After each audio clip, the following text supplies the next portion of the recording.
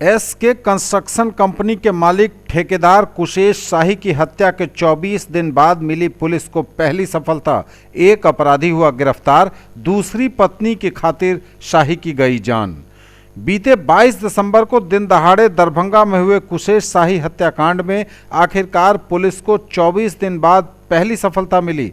Darbhanga police ने शाही हत्याकांड में लाइनर की भूमिका निभाने वाले अपराधी शुभम ठाकुर उर्फ गोलू को गिरफ्तार कर लिया है। हालांकि अभी भी हत्या का मुख्य आरोपी पुलिस की गिरफ्त से दूर है।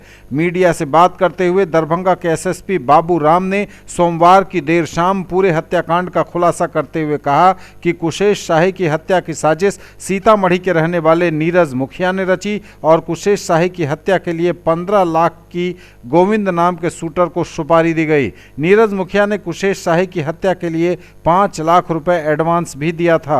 एसएसपी ने बताया कि पूरी घटना में अब तक 9 अपराधियों के नाम सामने आए हैं, जिनकी तलाश में पुलिस दरभंगा सहित दूसरे जिलों में भी छापेमारी कर रही है। सैकड़ों मोबाइल के सीडीआर खंगाले गए हैं। पुलिस के अनुसार अपराधी ने हत्या के दिन 6 पिस्टल का प्रयोग किया। यही वजह है कि घटनास्थल से भी कई तरह के अलग अलग गोलियों के खोखे पुलिस को मिले थे।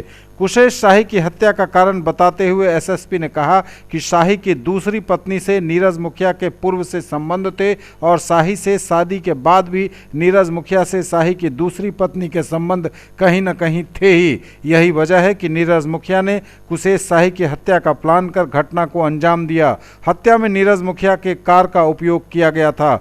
घटना 22 दिसंबर को तब हुई थी जब कुशेष शाही पर बंगाली टोला से वे अपने घर से अपने ऑफिस रानीपुर NH57 हाईवे पर जा रहे थे, जहां दिन दहाड़े या कहें तो सुबह सुबह अपराधियों ने हाईवे पर कार रोककर गोलियों से कुशेष शाही को भून दिया था, जिससे उनकी मौत हो गई थी। पूरी बात सुनवाते हैं दरभंगा के पुलिस कप्तान एसएसपी बाबू राम ने क्या कुछ कहा प्रेस कॉन्फ्रेंस में मीडिया के सामने सोमवार की देर शाम। ये 22 दिसंबर को NH57 पर कुशेष शाही एक ठेकेदार थे, जिनकी हत्या कुछ अपराधियों ने कर दी थी। इस घटना में पुलिस ने काफ़ी सारे लोगों का बयान लिया, कई जिला में छापामारी हुई, सैकड़ों मोबाइल नंबर का हम लोगों ने CDR निकाल कर एनालिसिस किया, जहाँ जहाँ भी संदेह था उन सब लोगों से पूछताछ की गई। और फिर इसमें कांटी थाना के साइन क्षेत्र के एक व्यक्ति की गिरफ्तारी हुई है, जो इस घटना में संलिप्त थे। इन्होंने अपनी संलिप्तता स्वीकार करते हुए पूरी घटना के बारे में विस्तार से बताया है। इस घटना का मुख्य कारण नीरज मुखिया, जो कि शाही जी का उनके साथ पारिवारिक विवाद था, उनकी पत्नी को लेकर कुछ विवाद हुआ था, इसमें पहले केस भी दर्ज हुआ था, वही घटना का मुख्य कारण था। और नीरज मुखिया ने ही ये हत्या जो है सुपारी देकर करवाई है।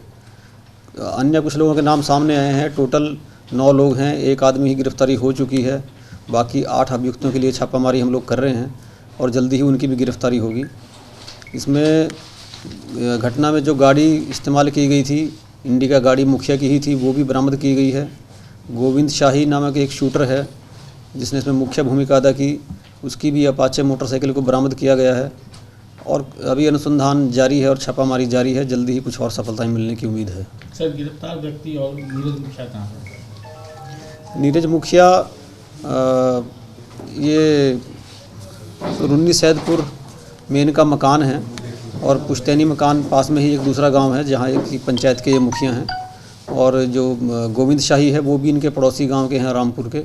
इस घटना में जितने भी संलिप्त लोग हैं वो या तो रुन्नी सैदपुर के आसपास के क्षेत्र के हैं, या कुछ लोग इसमें से कांटी थाना पड़ता है मुजफ्फरपुर में, वहाँ के कुछ लोग शामिल हैं। अरे सर, किस तरह से इन लोगों ने घटना को अंजाम दिया था, क्या बताया इससे? इन लोगों ने इस बारे में प्लानिंग तो पिछले 4-5 महीने से ही चल रही थी।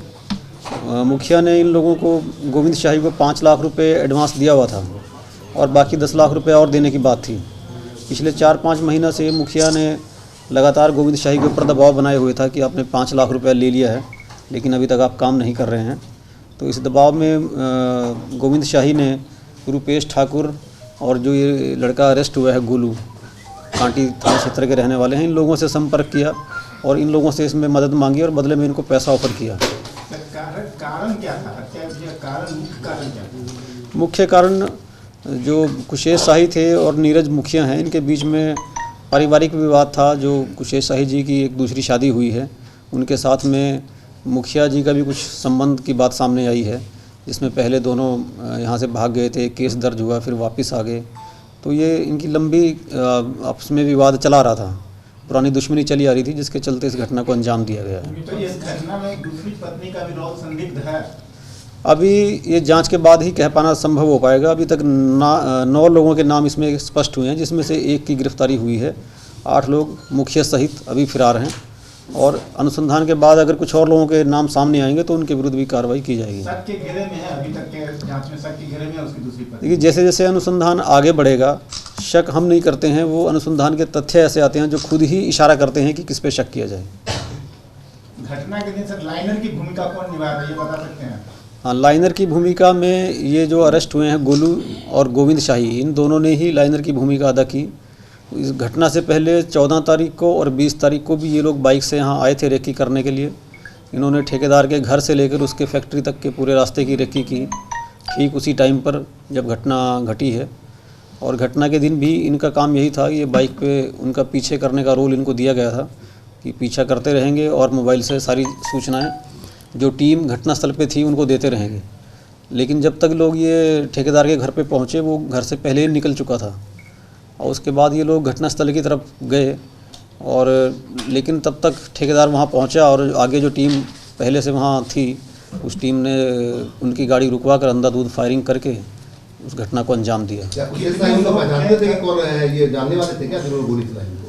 मुखिया के साथ में भोला सिंह उनका एक खास आदमी है जो हमेशा साथ में रहता है। मुखिया के साथ साथ भोला सिंह भी कुशेश शाही को अच्छी तरह से पहचानते थे और जहां घटना को अंजाम दिया है वहां पर भोला की भी इसमें मेन रोल था। भोला सिंह वहां पर मौजूद थे, रेकी में भी और घटना कारित करने में भी। सर, जिस दिन घटना घटी है उस दिन कुल कितने अपराधी थे और कौन सा हथियार का उपयोग किया गया है, कौन कौन हथियार लाए? इसमें इनके द्वारा 6 पिस्टल यूज़ करने की बात बताई है और ये सारे हथियार मुखिया ने, रुपेश ठाकुर ने और भोला सिंह ने, इन 3 लोगों ने मिलकर इन अरेंज किए थे इन हथियारों को। दूसरी तरफ शाही कंस्ट्रक्शन के जो पार्टनर हैं, शाही के पार्टनर, उन्होंने भी सुरक्षा को लेकर के बलिदान।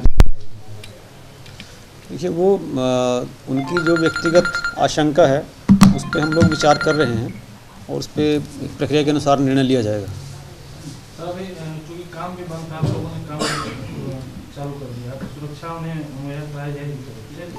उस पर हम लोग विचार करेंगे। जिला सुरक्षा समिति होती है, उसके बाद हमारे मुख्यालय में सुरक्षा समिति है। हाँ जी, आवेदन दिया है। सर, एक मामला जाले में आया था उस पर टीम लगी हुई है, छापामारी की जा रही है। जो भी संदिग्ध लोग हैं उनको चिन्हित किया जा रहा है।